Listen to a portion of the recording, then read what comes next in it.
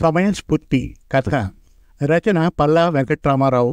కథాపఠనం మల్లవరపు సీతారాం కుమార్. కొండవీడు రాజ్యాన్ని సుకేతు అనే రాజు పరిపాలిస్తున్నాడు. అతడు మంచి పరిపాలనా దక్షుడు. అనుక్షణం అప్రమత్తంగా ఉంటూ ప్రజలకు కష్ట నష్టాలేమీ దరిచేరకుండా పాలన సాగిస్తున్నాడు. అతనికి తగినట్లే అతని ఉద్యోగులు కూడా సహకరిస్తూ ఉంటారు. అలాంటి రాజు కొద్ది రోజులుగా అన్యమనస్కంగా ఉంటున్నాడు. పరిపాలనా విషయాలు ఏవైనా మంత్రులు చెప్పినా వారిపైనే వదిలేసి మీరే ఏదో చేయండి అంటున్నాడు. కొన్నిసార్లు సభకు కూడా సరిగా రావడం లేదు. దాంతో పాలన కొంచెం కుంటుపడింది. ఈ విషయం ప్రధానమంత్రిని కొంచెం ఆలోచింపజేసింది. రాజు ఇలా ఉన్నాడని శత్రువులకు తెలిస్తే ప్రమాదం. అయితే ఎక్కువ కాలం ఈ విషయాన్ని దాచలేం. అలాగని అందరితోనూ చర్చించలేం. సరే, ఎవరికో ఒకరికి చెప్పాలి కదా. ప్రధానమంత్రి తనకు అత్యంత సన్నిహితుడైన కవిరాజు అనే పండితుడికి ఈ విషయం చెప్పాడు. కవిరాజు ప్రధానమంత్రికే కాదు, సుకేతుకు కూడా సన్నిహితుడు. అతడు అంతఃపురంలో మిగిలిన వారికంటే కొంచెం స్వేచ్ఛగా తిరగగలిగే చనువు ఉంది.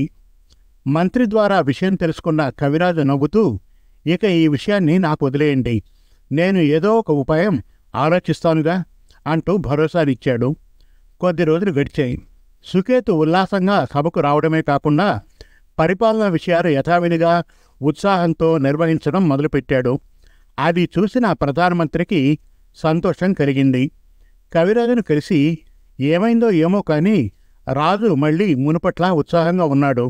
ఇది దానంతటా అదే జరిగిందా, లేక నీవేమైనా చేసావా అని అడిగాడు మంత్రి. దానికి కవిరాజు నవ్వుతూ, అయ్యా, మీరు చెప్పిన తర్వాత నేను కొంత పరిశోధన చేశాను. అంతఃపురంలో ఏం జరిగిందో నాకు సన్నిహితంగా ఉండే కొందరి ద్వారా సమాచారం సేకరించాను. రాజకుమారుడు గౌతముడు కొద్ది రోజులుగా అలకతో ఉంటున్నాడు. ఆ అలకు కారణం ఏమిటి అని అడిగాను.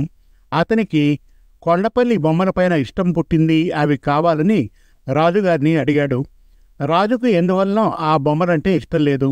అందుకని రాకుమారుని కోర్కెను వెంటనే తీర్చలేదు.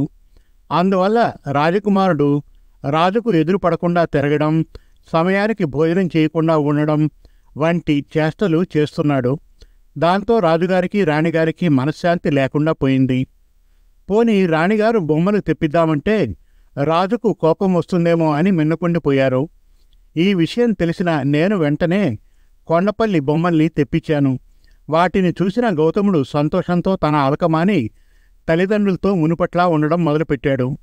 దాంతో రాజుగారు కూడా యథావిధిగా తన కార్యక్రమాలు చేస్తున్నారు అని వివరించాడు కవిరాజు.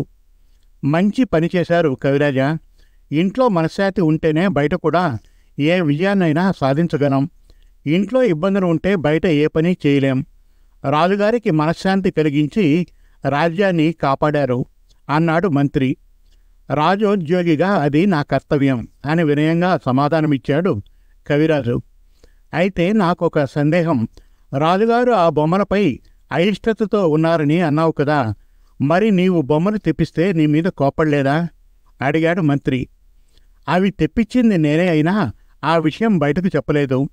గౌతముడి స్నేహితుడికి ఆ బొమ్మనిచ్చి వాటిని యువరాజుకు చేరవేయమని చెప్పాను. పిల్లల్ని, అందులా గౌతముని స్నేహితుణ్ణి రాజు ఏమీ అనలేడు కదా అంటూ నవ్వాడు కవిరాజు. నీ సమయస్ఫూర్తితో రాజ్యానికి మేలు చేసావు కవిరాజా అని అభినందించాడు మంత్రి. సమాప్తం.